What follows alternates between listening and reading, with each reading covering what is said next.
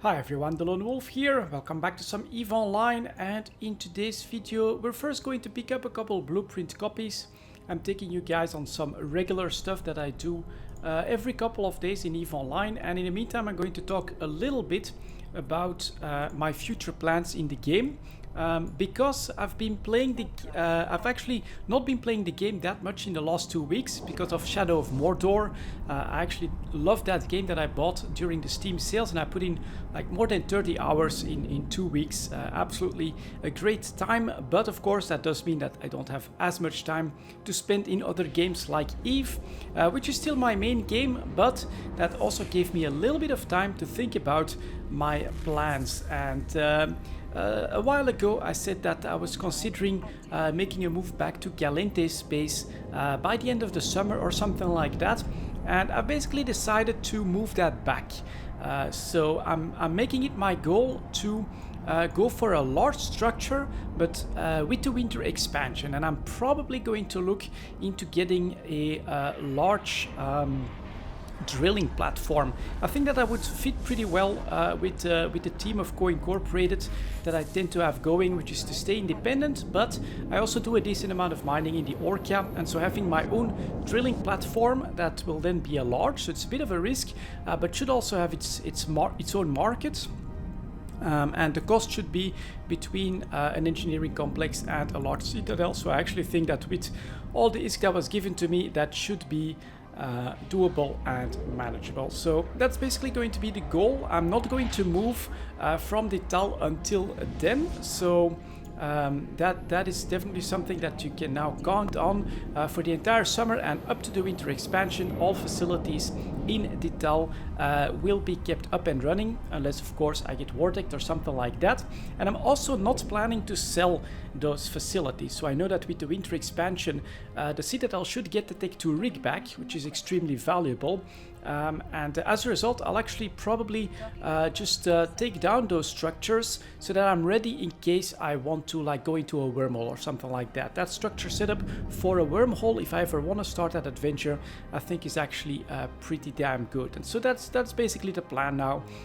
The move up has been moved away from late summer, and I'm probably going to go for the winter expansion with a large drilling rig, and then we'll move then, I think, because I don't think that I should put that here in the Tal. There's already quite a few large facilities here, player-owned markets. I don't want to go into competition with those guys, so I'll probably look for a nice system in Galente space where I can do some mining, get the drilling rig going, and try to create a bit of a mineral market there. That's basically the vision that I have at the moment when it comes to the future plans in EVE Online. And you know, there's quite a few of you that actually use my facilities in the Tal, so consider this an update. You're safe there for several more months now. Let's get this going here. So this is something that every 3.5 days I get a copy of the Strauss, which is still going for like 7.5 million or something like that. And then every 2 days and 8 hours I also get a copy of the what is it called here, Raitaru, and that goes for a bit more than the Strauss even, and the cost is a bit lower for that as well. So best margin at the moment is still on the Raitaru blueprint. And so with those in here, I now actually have a double run to bring into Cheetah, but we'll do that a little bit later. Let's quickly go back here and take a quick look at my contract situation. Can only create one more contract. The market is apparently either slowing down, which is definitely possible, right? It is July now, summer is starting, bit lower activity, probably fewer wars and things like that as well, fewer structures being blown up, and as a result people don't need to replace them. People probably are not going to start up new structures at this point if they take a break during the summer. So I think it's a little bit normal that the market is slowing down here, but I don't mind. That'll basically, I think, give me time to prepare for the expansion myself, because yeah, committing to a large structure, which is going to be the goal, it's quite a bit of a bigger investment, but thanks to the nice ISK donation that I received last year, I can definitely see myself lose a large structure if that were to be the case. But yeah, it would be, I think it's going to be a pretty cool experiment. And then this summer now I'll have time to start making the right investments, getting all the raw materials ready, because I think I am planning to basically build it myself. I'm not sure if I'll buy a BPO. Potentially, if it's like in the 20 billion range, I think I can actually see myself buy that, and also start making copies of that blueprint. Of course, try to make some ISK that way. Yeah, that's basically, I think, the next goal there. Winter expansion, large drilling installation. I'll probably put it near a moon. Depends a little bit on the information that CCP is going to give us when it comes to the high-sec moons and things like that. If I can already put it in the right positions, just in case that CCP decides later on to put in moon mining in high-sec as well, I might do that. Otherwise, we'll see. It's all planning, preparation, and that's a big part of the game, to have a bit of a goal, to have something to look forward to. And there you go, that's my plan. Next step here in this video, we're going to take out the Ishtar. It's been too long. In fact, I don't think I've flown it since it's been updated when it comes to the graphics. So let's get in that ship, let's undock, and then let's do a little bit of exploration in a couple nearby systems. Maybe we'll find something interesting, maybe not. So here we go. The new Ishtar, very much like the old Ishtar, but just with some faster bells and whistles. Awesome drone base here. These are absolutely great, and we do have 2 signatures in system. So let's take a quick look and see if we can grab those. Whoops, need to go a little bit bigger here. Let's see if there's anything interesting. Maybe a good combat site. This isn't an all-in-one Ishtar. You do need like a little bit of tank for the Sancha stuff. If I'm in Galente space, Serpentis is really easy for the Ishtar. So that's a little bit of a difference. Sancha is basically a little bit tougher than in Galente space, but we can still get the job done quite easily. So let's see what these 2 signatures are. If it's not a combat site, we're moving on. 21 in local. Yeah, as I've said, Dital is really become quite a developed system. That was my plan at first, to see if maybe I could help out on that and get that going, which maybe some of my structures did. But of course, for real development of a system, you want to commit to a large structure. And by now there's actually a Fortizar here and also an Asbel, 2 large structures with their own markets. And it's of course CVA related alliances that tend to focus on getting that done. And as a result, I don't really think that I want to compete with those guys, try to get my own market or anything like that going. I think it would make more sense for my small independent corporation to try and get that going in a region where, you know, it might actually be useful to the locals there as well. And yeah, as I said here, 22 in local. This used to be 7, 8 people, because this is a system without any NPC stations, which was quite interesting as the entrance system to CVA space, to Providence, that it didn't have any systems. I felt like it had a great opportunity here to become one of those really player developed systems, and turns out that I was not the only one with that thought, because yeah, that's just the data site. That's going to be one of those caches, so that's not too interesting. And yeah, as I was saying here, Dital has really blossomed. Basically 3-4 times the number of players that you would usually see are now always present. There's some fighting going on as well with I think couple of Fortizars that or Astrahus that also belong to Spectre Fleet, for instance. So there is some fighting, some conflict, but all of that is player created, and definitely a breath of life that the structures have actually brought into the Dital system, which I like. I do like that concept. Structures are far from perfect, and I would definitely agree personally that they are too strong at the moment. You know, because of the 3 timers, it's really a massive hassle to try and take one out.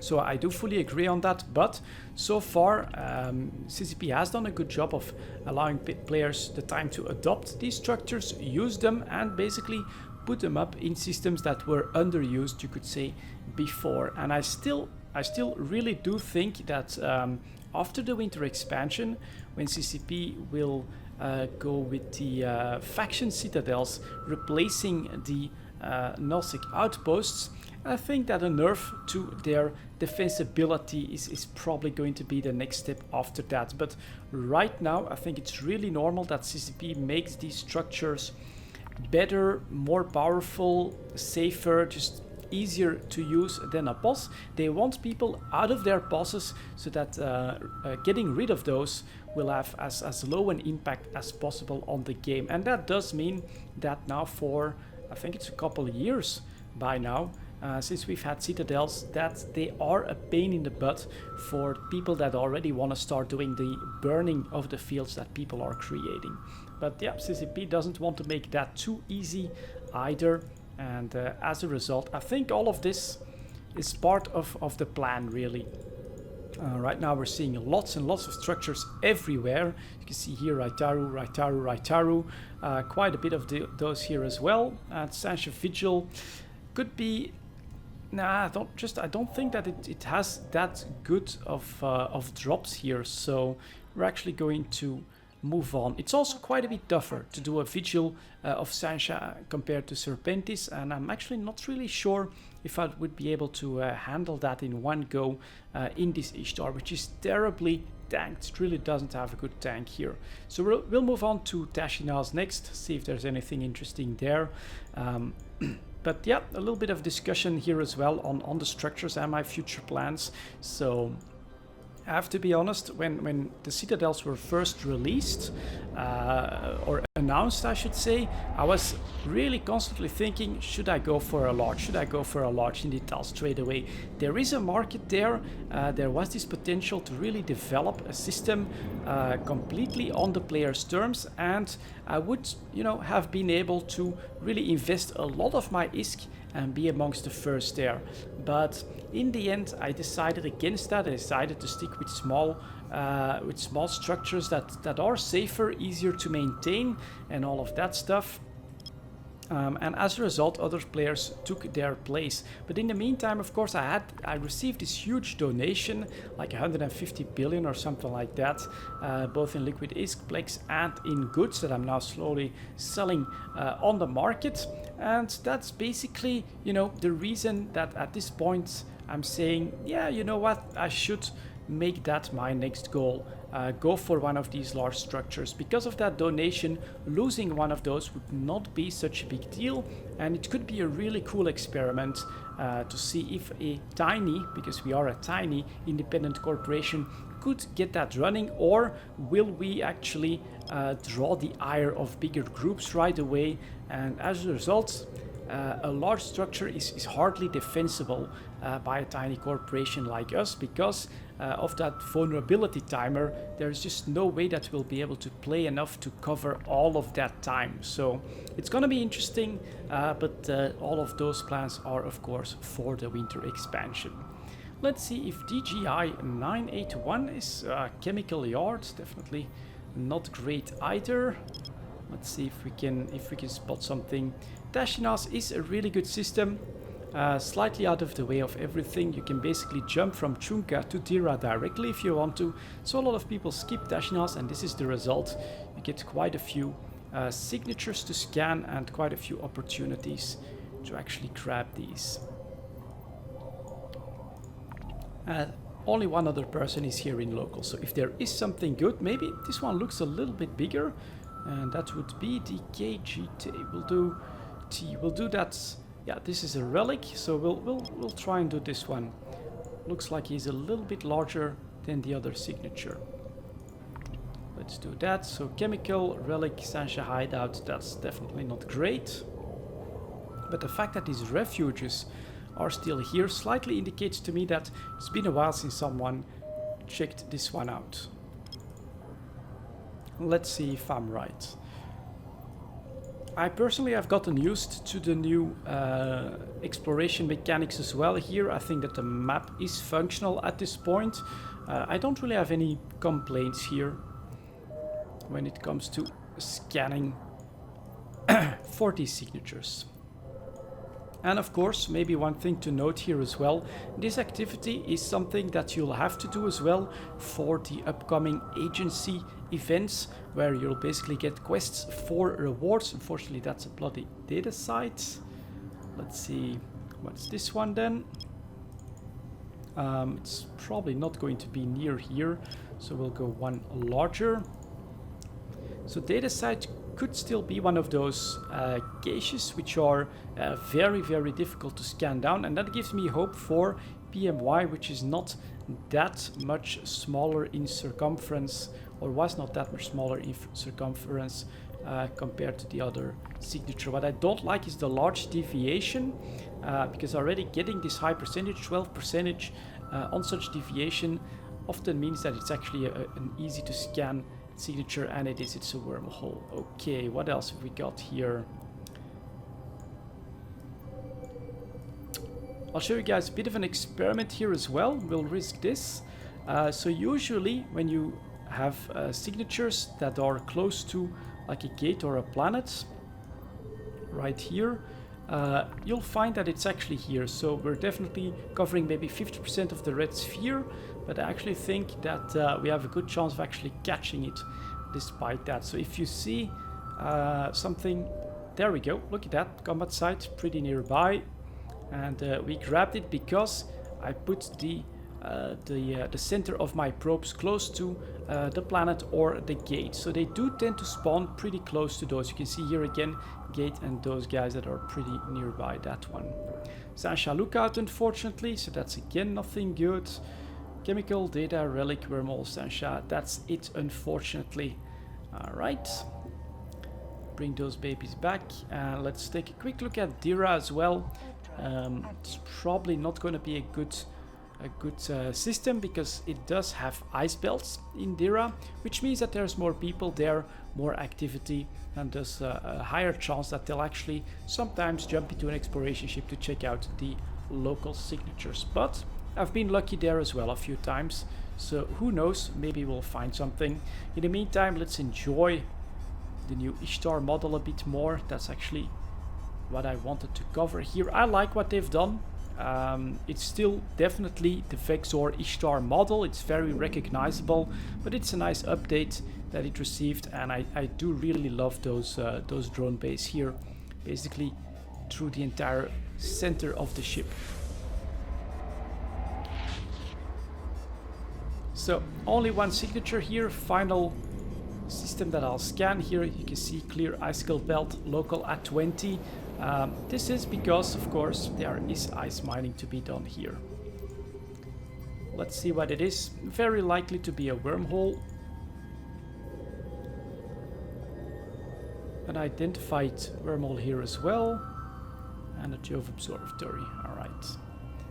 And as you can see here, right, Daru, lots of structures, including asbels. Asbels are pretty popular as well for people that want a large structure. There we go. But didn't want to invest the ISK for the Fortizar. But I think I'm going to go for the in-between one. Could be interesting. So that's unfortunately just a relic site. I'll quickly jump into Sasha Refuge just to show you guys the capabilities of this lovely Ishtar. Really don't have to do anything in those. Just get in there, drop your ogres, which I actually forgot one in a site once, and so I just replaced that with a local ogre 2. I do have to get into the habit of upgrading my Tech 2 drones here into augmenteds. It's something that I still have to do as well through the summer for my consolidation, which has been going quite nicely. This is now my asset list. You know, if you remember from the video where I said I'm going to try to consolidate my assets a little bit, that had almost a full front page here, so I definitely managed to get rid of a lot of those. A little bit of OCD, but personally I don't like it when it's a massive list. Now I know exactly this is close to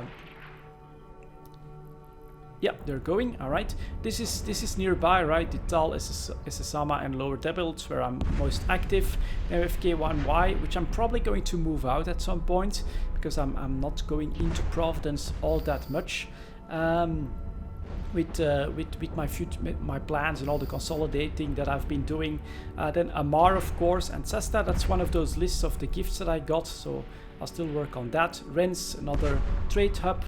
Jita, of course, Heck, another trade hub. And then here, not sure, this is still some leftover in Nosek that I'll need to get rid of somehow. Yona, other base of operations.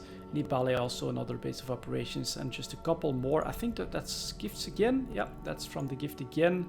And this Interbus shuttle, that was also a gift from someone else. So yeah, I still have a little bit of work to do, but I'm definitely very happy with everything that I've gotten rid of so far.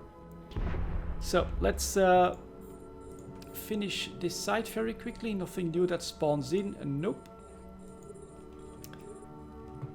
So yeah, these ogres will very easily take care of these small frigates. They can easily track him as well.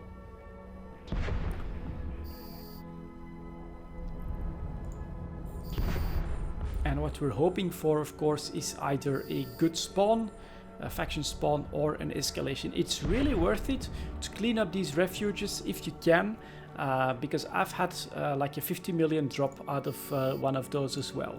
So it's very low chance, but definitely, in my opinion, worth it. If you don't find any good combat sites, then do clean up these refuges, because potentially that's a good escalation or some really good loot.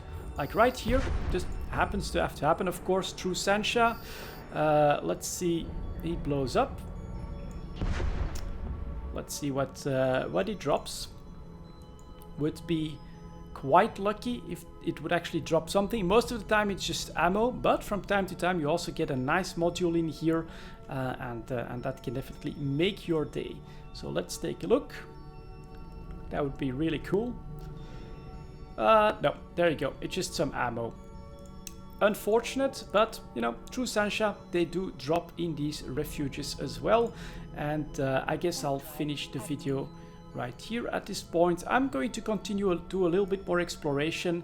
I usually, if I have the time, take a couple of extra systems than just these. But there you go, guys, sharing some of my routine, talking a little bit about my future plans and showing off that lovely new Ishtar. Thank you very much for watching, and I'll see you all next time.